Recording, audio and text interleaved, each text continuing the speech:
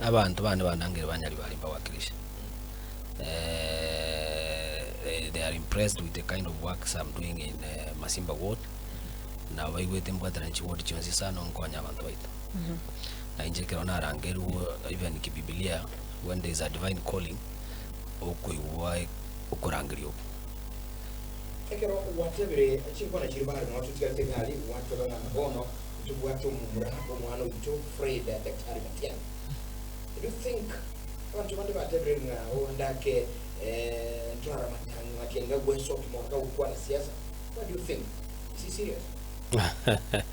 We don't know abantu bategete apart from what Matiang'i is doing. Every now and again is doing consultation meetings, campaign in Chiranga. We don't want abantu bache babekerere na president yarenke kerogo yari kuburwa gerende tugambi bwaye. We have a lot of time to 2027. Matiang'i is not just Matiang'i. Matiang'i is a national leader. He has been a minister for 10 years.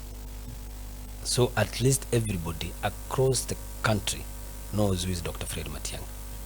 So when the time is ripe, we will run across the country doing the campaigns so that he can get a victory come 2027.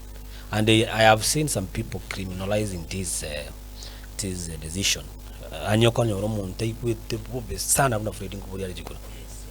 wonder why, So I think there is a bad spirit especially among our young people who feel like